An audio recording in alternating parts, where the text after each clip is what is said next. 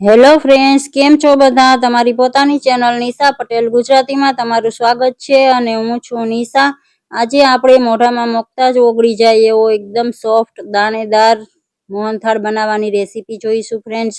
બધી ટિપ્સ સાથે મેં આ રેસીપી શેર કરી છે. ચાસણી કઈ રીતે લેવી અને શું શું વાતનું ધ્યાન રાખવું અને સામગ્રીના પ્રોપર મેજરમેન્ટ સાથે આપણે આ રેસીપી જોઈશું ફ્રેન્ડ્સ. તો ચાલો રેસીપી શરૂ કરીએ. તો એના માટે કોઈ પણ આ રીતે વાસણ લઈ લેશું અને એમાં આપણે બેસન લેવાનો છે. તો આ મેં ચણાની દાળને ઘરે જ દળીને બેસન તૈયાર કર્યો છે, કારણ કે આ રેસીપી માટે આપણે થોડો દાણેદાર બેસનની જરૂર છે ફ્રેન્ડ્સ. પેકેટવાળા બેસનનો ઉપયોગ નહીં કરીએ. આ રીતનો કરકરો એવો બેસન છે, આનાથી એકદમ પરફેક્ટ રિઝલ્ટ આવે છે. તો આ મેં વાટકીથી 1.5 વાટકી બેસન લીધો છે. તમે માપ માટે ઘરની કોઈ પણ વાટકીને સેટ કરી શકો છો ફ્રેન્ડ્સ. હવે આવે છે મોહનથાળની રેસીપીનું એકદમ ઇમ્પોર્ટન્ટ સ્ટેપ, ધાબો દેવો એટલે કે મોણ દેવું. તો આપણે આમાં દૂધ એડ કરવાનું છે. 2 ચમચી મેં રૂમ ટેમ્પરેચરનું દૂધ એડ કર્યું છે અને એટલું જ આમાં આપણે ઘી એડ કરીશું. તો ઘી પણ મેં નોર્મલ રૂમ ટેમ્પરેચરનું જ એડ કર્યું છે. ઘી પણ મેં અહીંયા 2 ચમચી એડ કર્યું છે. તો એકવાર સારી રીતે મિક્સ કરી લેશું. આ રીતે સરસથી બંને હાથે આપણે રબ કરીને એકદમ દાણે દાણામાં મોણ સરસ થઈ જાય, કોટ થઈ જાય એ રીતે આપણે મોણ દેવાનું છે. આ પ્રોસેસ બહુ જ ઇમ્પોર્ટન્ટ છે ફ્રેન્ડ્સ. આનાથી જ એકદમ ટેક્સચર સરસ આવે છે મોહનથાળનું. તો આ રીતે સરસથી આપણે દઈ દીધું છે મોણ. હવે આને હલકા હાથે આ રીતે પ્રેસ કરી દેશું અને આને રેસ્ટ માટે આપણે 10 મિનિટ માટે આમ જ છોડી દેશું ફ્રેન્ડ્સ. ત્યાં સુધીમાં આપણે ચાસણી બનાવવાની તૈયારી કરી લેશું. તો મેં આ એક સોસપેન લીધું છે. એમાં આપણે જે વાટકીથી લોટ લીધો હતો એ વાટકીથી 1 વાટકી ભરીને ખાંડ લીધી છે અને આ પોણી વાટકી એટલે કે 1/3 વાટકી મેં અહીંયા પાણી લીધું છે. ખાંડ ડૂબે એટલું પાણી લઈ લેશું આપણે ફ્રેન્ડ્સ. એક નાની એવી રિક્વેસ્ટ છે, તમે મારી ચેનલને હજુ સુધી સબસ્ક્રાઇબ ના કરી હોય તો પ્લીઝ ચેનલને સબસ્ક્રાઇબ જરૂરથી કરી દો અને બેલ આઇકનને પ્રેસ કરી દો, જેથી મારી નવી વિડીયોની નોટિફિકેશન તમને મળતી રહે. હવે આપણે આ ચાસણીને ગેસ પર રાખી દીધી છે, ગેસ ઓન કરી દીધો છે અને આ રીતે વચ્ચે વચ્ચે ચલાવતા રહીશું, જેથી કરીને ખાંડ સરસથી ઓગળી જાય. હવે ખાંડ ઓગળે છે ત્યાં સુધીમાં જે આપણે વાસણમાં લોટને શેકવો હોય એ જ કઢાઈ આપણે લઈ લેશું અને કોઈ પણ આ રીતની જાડીવાળી ચાળણી લઈ લેશું અને આપણે જે લોટને ધાબો દઈને રાખેલો હતો એ બધો આપણે આમાં એડ કરી દેશું. એકવાર આપણે લોટને ચાળી લેવાનો છે. જે મોટા ગાંઠા હોય એ બધા આ રીતે સરસથી તૂટી જશે. આ તમે જોઈ શકો છો. આ રીતે સરસથી આપણે ચાળી લીધો છે લોટને. એકદમ દાણેદાર ટેક્સચર લોટનું આવી ગયું છે ફ્રેન્ડ્સ. આ સ્ટેજ પર તમે જો ધાબો દેવા સમયે ઘી અને દૂધ વધારે એડ કર્યું હશે તો લોટના એકદમ ગાંઠા પડી જશે અને આ રીતે ચાળી શકાશે નહીં. જો એવું થાય તો તમારે વધેલા મિશ્રણને મિક્સર જારમાં ક્રશ કરી લેવું, જેથી કરીને એ લોટ સરસથી ચાળણીમાં પાસ થઈ જશે. હવે આપણે એમાં ઘી 1 વાટકી ભરીને એડ કર્યું છે અને વચ્ચે વચ્ચે ચાસણીને ચેક કરતા જઈશું ફ્રેન્ડ્સ. આ રીતે ઘાટી થવા લાગી છે ચાસણી. આમ ટીપું પાડીએ તો એ પડવામાં થોડી વાર લાગે, ત્યારે સમજવું કે ચાસણી આપણી તૈયાર થવા આવી છે. આ રીતે એક ડ્રોપ પાડીને જોઈ લઈશું આપણે. ડ્રોપ આ રીતે ફેલાઈ જાય, હજી પાણી જેવું લાગતું હોય તો આપણે હજી ચાસણીને કૂક કરવાની છે ફ્રેન્ડ્સ. આ તમે જોઈ શકો છો, હજી સરસ ચાસણી બની નથી.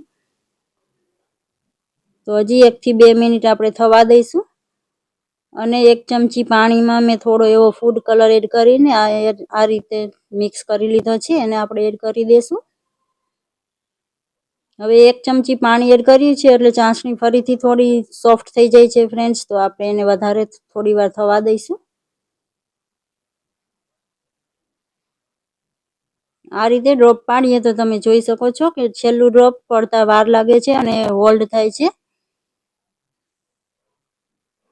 આ રીતે પ્લેટમાં આપણે ડ્રોપ પાડીએ તો એ ડ્રોપ એનો શેપ લઈ લઈએ છીએ. આ તમે જોઈ શકો છો, સરસથી મોતી જેવો શેપ લઈ લીધો છે. તો આપણી ચાસણી બનીને તૈયાર છે. હવે ચાસણીને બીજા ગેસ પર લઈ લેશું અને આ ગેસ પર આપણે આ પેનને લઈ લેશું. હવે આપણે લોટ શેકવાનો છે. ચાસણીવાળો ગેસ બંધ જ રાખ્યો છે ફ્રેન્ડ્સ મેં. મોહનથાળમાં ફ્રેન્ડ્સ હંમેશા ચાસણીને આ રીતે પહેલા તૈયાર કરીને રાખી દેવી અને જ્યારે આપણે લોટ શેકાઈ જાય ત્યારે એડ કરીએ ત્યારે ચાસણી એકદમ હુંફાળી ગરમ જ હોય એ રીતની ચાસણીનું બહુ જ સરસ ટેક્સચર આવે છે. હવે આપણે આ રીતે લોટને ઘી સરસ રીતે મિક્સ કરી લીધા છે. તમે જોઈ શકો છો, જેમ જેમ ગરમ થશે એમ હજુ ઘી મેલ્ટ થશે.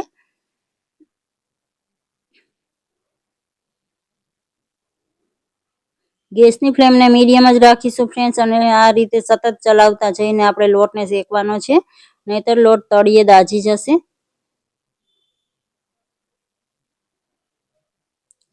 આ રીતે કિનારેથી આપણે લેતા જઈશું મિશ્રણને અને વચ્ચે ફેલાવતા જઈશું. તમે જોઈ શકો છો જેમ જેમ મિશ્રણ ગરમ થયું એમ આ રીતે બબલ્સ બનવા લાગ્યા છે, ફૂલવા લાગ્યું છે મિશ્રણ. આ સ્ટેજ પર આપણે આમાં દૂધ એડ કરીશું ફ્રેન્ડ્સ. આનાથી એકદમ સોફ્ટ મોહનથાળ બનીને તૈયાર થાય છે. તો દૂધ એડ કરીશું એટલે એકદમ સતત ચલાવવાનું છે ચમચાને ફ્રેન્ડ્સ, નહીતર આમાં ઘી જામે છે દૂધ એડ કરવાને લીધે, એટલે આપણું મિશ્રણ ઘાટું થઈ જશે અને તળિયે એકદમ તરત જ ચોંટવા લાગશે. તો ફરીથી લો ફ્લેમ પર આ રીતે સતત ચલાવશું અને 2 થી 3 મિનિટ શેકીશું, એટલે ઘી ફરીથી રિલીઝ થશે, દૂધ બળી જશે અને ઘી રિલીઝ થશે, એટલે મિશ્રણ પાછું પતલું થઈ જશે ફ્રેન્ડ્સ. અને ફરીથી આપણે એકવાર દૂધ એડ કરીશું. એવી રીતે 2 વખત એ પ્રોસેસને રિપીટ કરવાની છે ફ્રેન્ડ્સ. એનાથી એકદમ દાણેદાર મોહનથાળ બનીને તૈયાર થાય છે.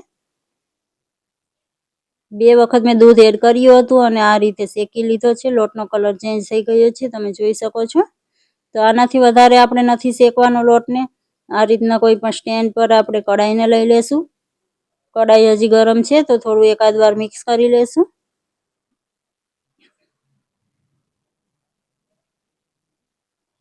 અને હવે ફ્લેવર માટે મેં અહીંયા જાવિત્રીનું ફૂલ જે આવે છે એને આ રીતે ક્રશ કરીને લીધું છે.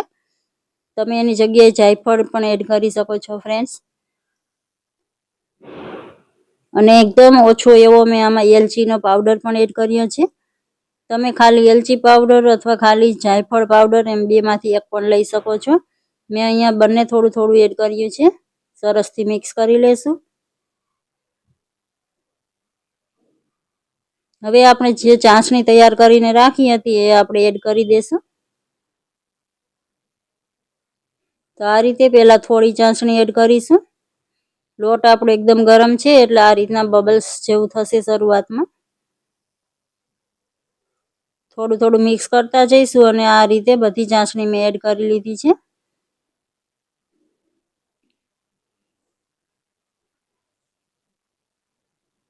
તો આ રીતનું મિશ્રણ થઈ ગયું છે, તમે જોઈ શકો છો. ઘાટું થવા લાગ્યું છે. હવે આપણે જે પણ વાસણમાં મોહનથાળને સેટ કરવો હોય એ લઈ લેશું. આ રીતે મેં આ કેક ટીનમાં બટર પેપર લગાવી દીધું છે. તમે કોઈ પણ થાળી કે પ્લેટમાં પણ મોહનથાળને સેટ કરી શકો છો. ફ્રેન્ડ્સ, મોહનથાળ 7 કલાક સુધીનો સમય લાગે જામવામાં. એ એકદમ પરફેક્ટ રેસીપી કહેવાય છે ફ્રેન્ડ્સ. એકદમ સોફ્ટ મોહનથાળ બનીને તૈયાર થાય છે. તો મારે પણ 6 થી 7 કલાકમાં મોહનથાળ સેટ થઈ ગયો હતો. હવે આપણે એને ડીમોલ્ડ કરી લેશું અને આ રીતે એને મનપસંદ શેપમાં પીસીસ કરી લેશું.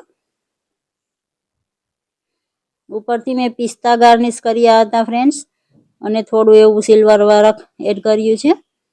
તો ફ્રેન્ડ્સ, તમને મારી આ રેસીપી કેવી લાગી? સારી લાગી છે તો લાઈક કરી દેજો. તમારા ફેમિલી અને ફ્રેન્ડ્સ સાથે શેર જરૂરથી કરજો. કમેન્ટ કરીને જરૂરથી જણાવજો ફ્રેન્ડ્સ. આ તહેવારોમાં આ રેસીપીને એકવાર ટ્રાય જરૂરથી કરજો અને તમારો ફીડબેક મને કમેન્ટ જરૂર કરજો. મળીએ છીએ આવી જ નવી રેસીપી સાથે. Thank you for watching.